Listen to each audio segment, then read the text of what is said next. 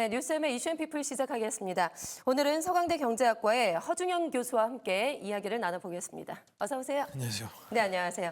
자, 미국의 대선이 상당히 흥미진진하게 흘러가고 있습니다. 역대 대선이 이렇게 재밌었나 싶을 정도인데 트럼프 후보의 총격 사건 후에 트럼프의 대세론이 지금 불거졌고 결국에는 바이든 후보가 공식적으로 사퇴를 선언을 했죠.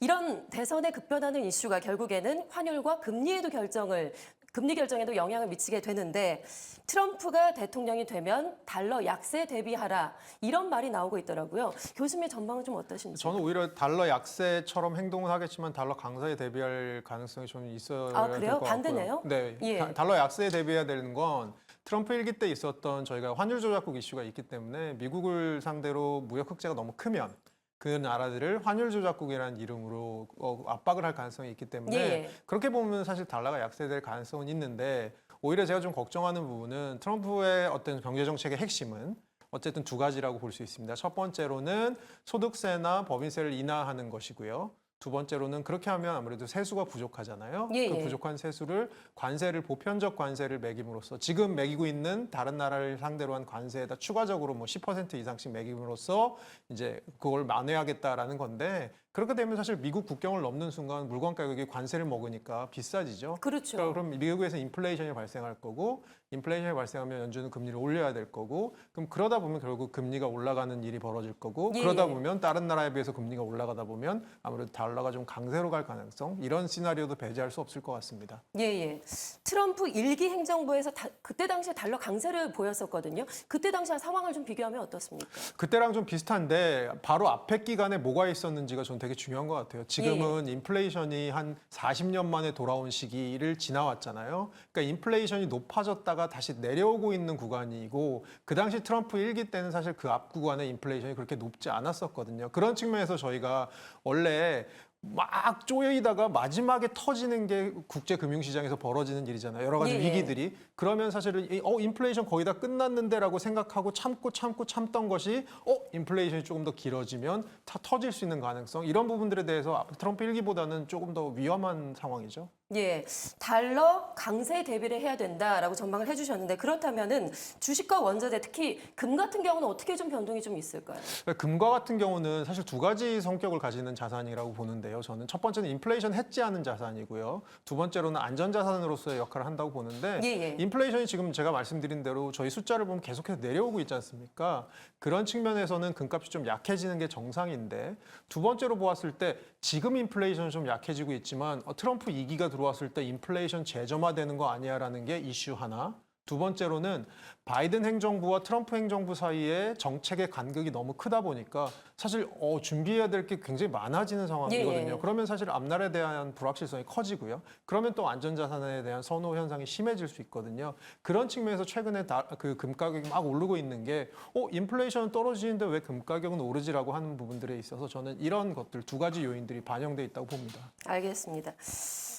트럼프가 내놓은 경제 정책들을 보면 일단 핵심은 감세와 관세 인상인데 말씀하신 대로 이 정책들이 결국에는 인플레이션을 더욱더 심화시킬 것이다. 앞서 말씀을 해주셨죠. 그런 전망들이 나오고 있습니다.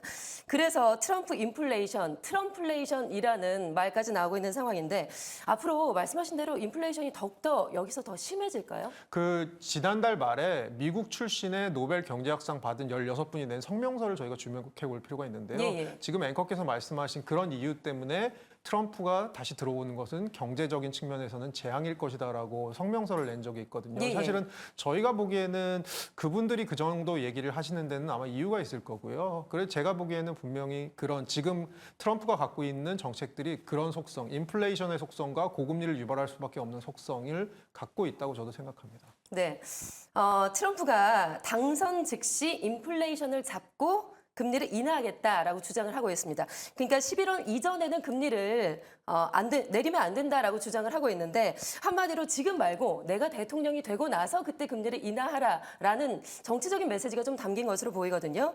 아무래도 트럼프의 이런 네, 발언으로 연준이 압박을 받을 수밖에 없을 것 같은데요. 금리 인하 시점은 언제쯤으로 전망을 저는 하시는지. 지금 인플레이션 내려오는 속도랑 노동시장 조금씩 식고 있는 속도를 보면 제 9월이 제일 유력한 것 같고요. 9월이요? 예, 그리고 트럼프는 결국은 이제 누구 좋으라고 9월에 내리냐라고 하는 건데 제가 보기에 연준은 그럼에도 불구하고 인플레이션과 노동시장, 경제 전체가 어떻게 쿨다운되고 있는지를 보면서 결정할 거기 때문에 그런 숫자가 한 세네 번 정도, 연준이 생각한 숫자가 세네 번 정도 반복되면 금리를 내릴 거라고 얘기를 많이 했었거든요. 한 번 예. 보고는 판단 안 하겠다고. 그런 측면에서는 9월 정도일 것 같습니다. 네, 일단 첫 번째 시점은 9월이고요. 그 다음에 또 이어질까요? 시장에서는 9월, 11월, 12월은 조금 지금 왔다 갔다 하는데요. 9월, 11월 적어도 2회 인하인데요. 제가 보기에는 9월에 한번 인하해 놓고 예. 좀 볼 것 같습니다. 그래서 올해는 1회 인하 정도, 1.5회 정도 인하가 있지 않을까라고 저는 생각하고 그 얘기는 11월이나 12월에 내릴 한 번 정도 더 내릴 확률은 한 50% 정도다라고 보고 있습니다. 네, 연준이 트럼프 발언에 압박을 안 받을 것이다.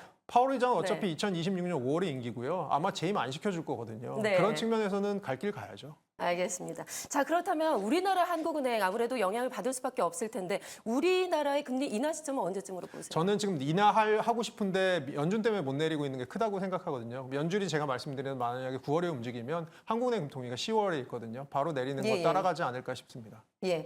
자, 그리고 금값과 관련해서 금값도 최근에 사상 최고치를 경신하고 있는데 연말까지는 불확실성이 해소되기가 좀 어려워 보입니다. 금값이 더 오를 것이다라는 전망도 나오고 있는데요. 예, 저는 올해 말까지는 강보합. 가장 큰 것은 제가 보기엔 올해 하반기에 전 세계 경제 가장 큰 건 역시 미국 대선이 어떻게 풀리느냐. 그래서 해리스 지지도 좀 잘 보실 필요가 있을 것 같습니다.